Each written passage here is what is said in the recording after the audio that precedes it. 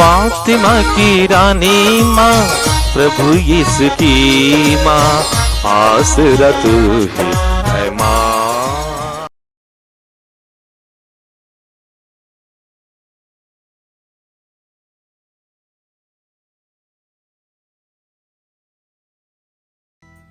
पहला पाठ इब्रानियों के नाम संत पौलुस का पत्र, अध्याय 11, पद संख्याएं 1 से 2, 8 से 19।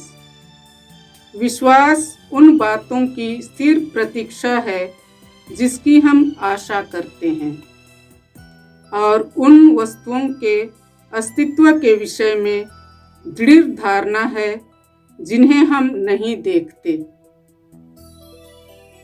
विश्वास के कारण हमारे पूर्वज ईश्वर के कृपा पात्र बन गए।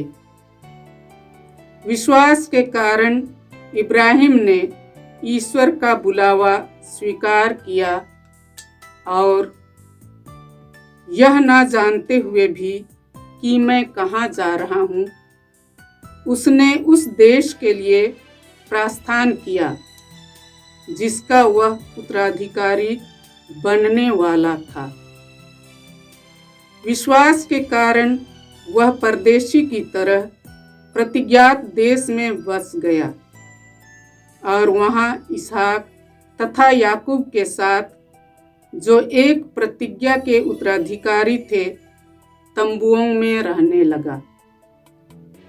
इब्राहिम ने ऐसा किया क्योंकि वह उस बसे हुए नगर की प्रतीक्षा में था जिसका वास्तुकार तथा निर्माता ईश्वर है।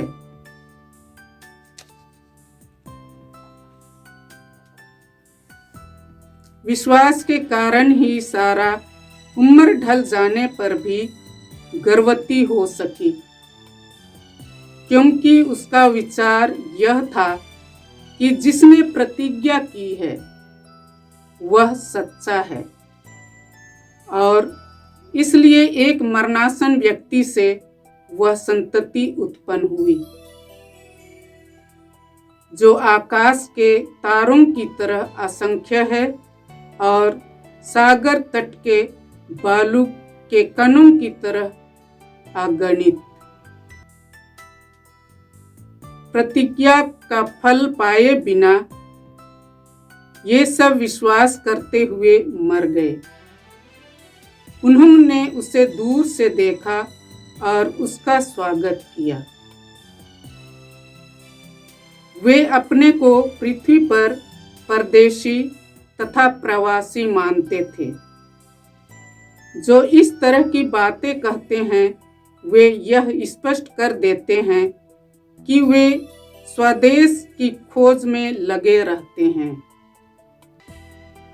वे उस देश की बात नहीं सोचते थे जहां से वे चले गए थे, क्योंकि वे वहां लौट सकते थे। वे तो एक उत्तम स्वदेश अर्थात स्वर्ग की खोज में लगे हुए थे। इसलिए ईश्वर ने उन लोगों का ईश्वर कहलाने से नहीं लजाता। उसने तो उनके लिए एक नगर का निर्माण किया है। जब ईश्वर इब्राहिम की परीक्षा ले रहा था, तब विश्वास के कारण उसने इसहाक को अर्पित किया।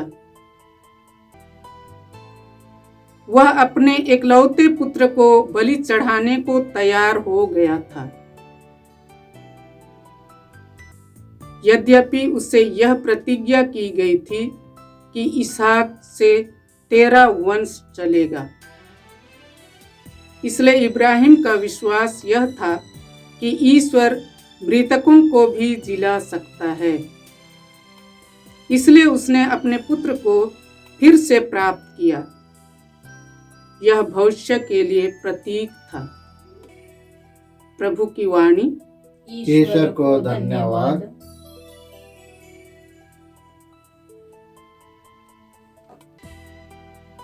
भजन अनुवाक्य। धन्य है प्रभु इस्राएल का ईश्वर, उसने अपनी प्रजा की सुध ली है। धन्य है प्रभु इस्राएल का ईश्वर, उसने अपनी प्रजा की सुध ली है। प्रभु ने अपने दास दाऊद के वंश में हमारे लिए एक शक्तिशाली मुक्तिदाता उत्पन्न किया है। वह अपने पवित्र नबियों के मुख से प्राचीन काल से यह कहता आया है। अनुवाक्य: धन्य है प्रभु इस्राएल का ईश्वर, उसने अपनी प्रजा की सुध ली है। धन्य है प्रभु इस्राएल का ईश्वर, उसने अपनी प्रजा की सुध ली है। कि वह शत्रुओं और सब बैरियों के हाथ से हमें छुड़ाएगा और अपने पवित्र विधान को स्मरण कर हमारे पूर्वजों पर दया करेगा। अनुवाक्य: धन्य है प्रभु इस्राएल का ईश्वर, उसने अपनी प्रजा की सुध ली है। धन्य है प्रभु इस्राएल का ईश्वर, उसने अपनी प्रजा की सुध ली है। उसने शपथ खाकर हमारे पिता इब्राहिम से कहा था कि वह हमको शत्रुओं के हाथ से मुक्त करेगा, जिससे हम निर्भयता, पवित्रता और धार्मिकता से जीवन भर उसके सम्मुख उसकी सेवा कर सकें। अनुवाक्य: धन्य है प्रभु इस्राएल का ईश्वर, उसने अपनी प्रजा की सुध ली है। धन्य है प्रभु इस्राएल का ईश्वर, उसने अपनी प्रजा की सुध ली है।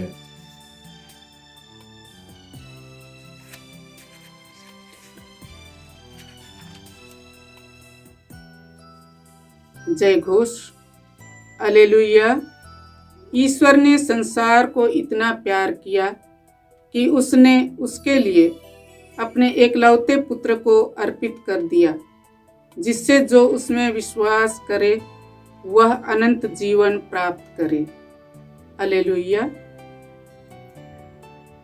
प्रभु आप लोगों के साथ हो और आपकी आत्मा के साथ। संत मार्कुस के अनुसार प्रभु यीशु ख्रिस्त का पवित्र सुसमाचार। हे प्रभु तेरी महिमा हो।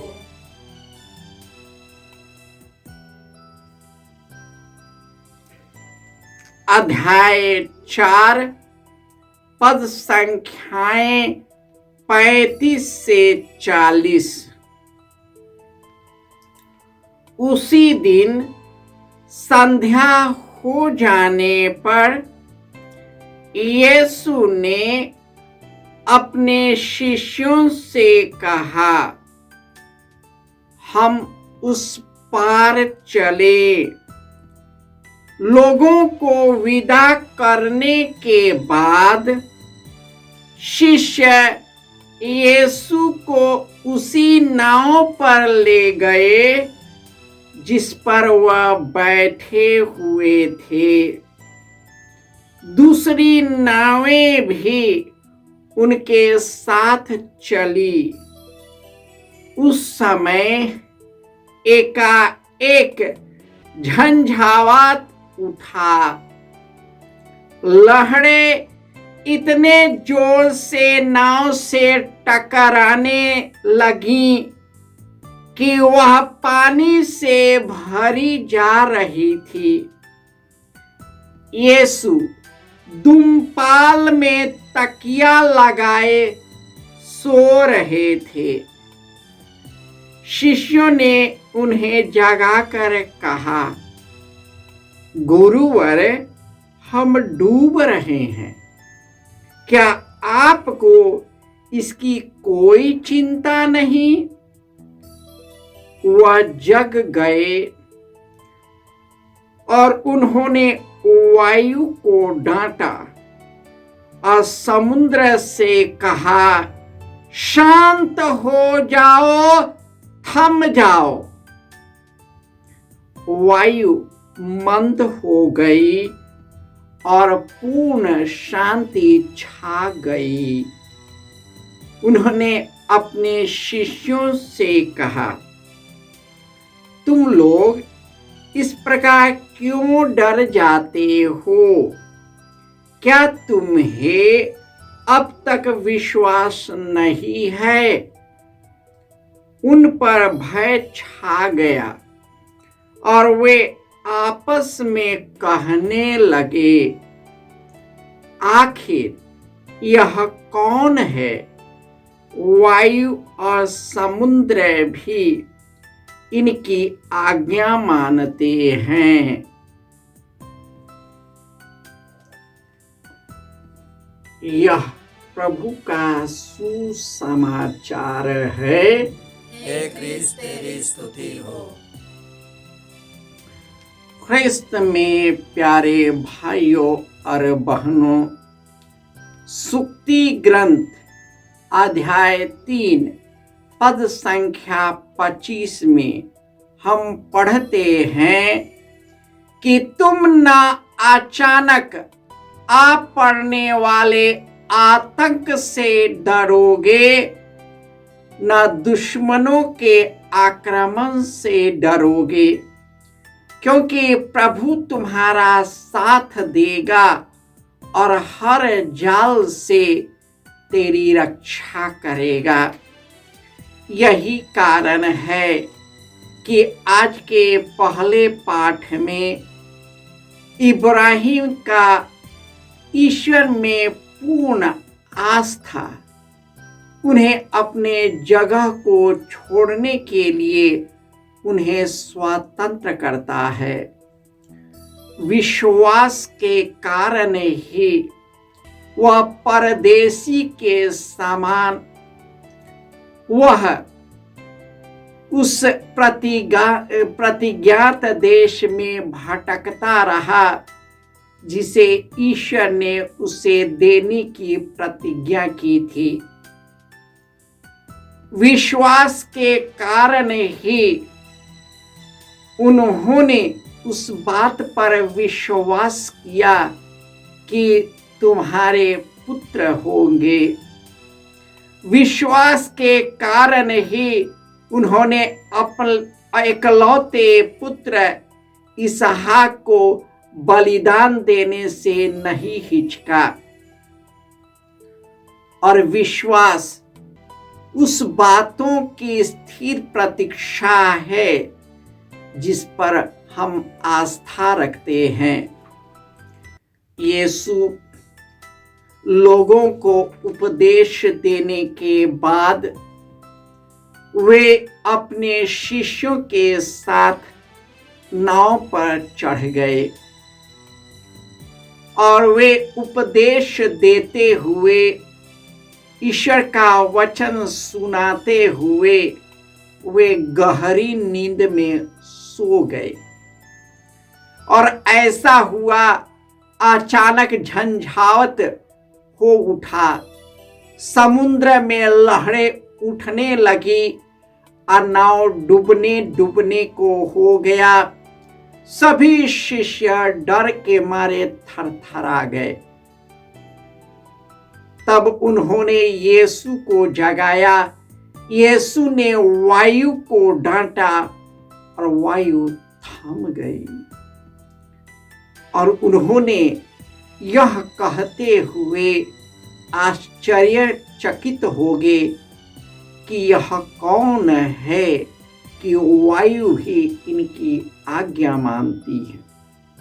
सच्चाई यह है कि समुद्र, पृथ्वी, जो उसमें है, सब नियम के अनुरूप चलते हैं। इन सबों को मनुष्य ने अपने कब्जे में कर लिया, परंतु आज तक मनुष्य ने अपने हृदय और कठोरता को कब्जे में नहीं कर पाया। मनुष्य को कब्जे में करना कठिन है, लेकिन यदि विश्वास के द्वारा, यदि ईश्वर पर पूर्ण आस्था है, तो दुख और तकलीफ में भी उसके गहरे प्रेम का एहसास कर सकते हैं। जोसेफ ने अपने भाइयों के द्वारा बेचा गया। वह मिस्र देश में फराउन के अधिकारी पोटीफर के हाथों बेचा गया। उसकी पत्नी ने उस पर लांछन लगाकर उसे हवालात में डाल दिया।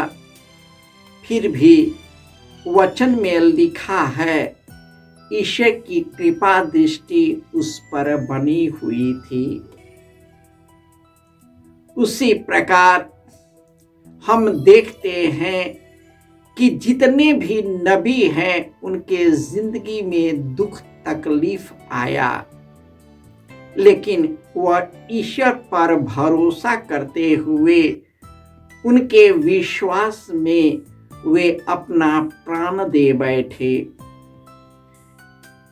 और यीशु से लेकर आज तक कई निर्दोषों ने अपने विश्वास की गवाही अपने खून के द्वारा किया है। यही कारण है कि ईश्वर आज पापी मनुष्य के बीच जो पवित्र और निष्कलंक जीवन व्यतीत करते हैं, दुख तकलीफ में भी ईश्वर पर अटल विश्वास करते हैं, उन्हीं के द्वारा आज यह पापी दुनिया टिकी हुई है। अन्यथा यह दुनिया कब का ही विलीन हो गया होता। लेकिन प्रभु की दया और करुणा अपार है। हम पापी मनुष्यों के लिए वे दुख सहे, हमारे जैसे मर गए और मृत्यु के द्वारा मृत्यु पर राज करने वाले शैतान को परास्त किया। अपने पुनरुत्थान के द्वारा हमें पुनर्जीवित किया और हम लोगों को स्वर्ग में बैठाया है। अतः हमें विश्वास के साथ यीशु में आगे बढ़ना है। दुख हो, तकलीफ हो, सुख हो, शांति हो, हर समय और हर पल ईश्वर के सानिध्य में बैठे और ईश्वर हमें अपने मार्ग की ओर उन्मुख करेगा, अपना पवित्र आत्मा प्रदान करेगा और वही पवित्र आत्मा ईश्वर की ओर उन्मुख कर पाएगा। जय यीशु।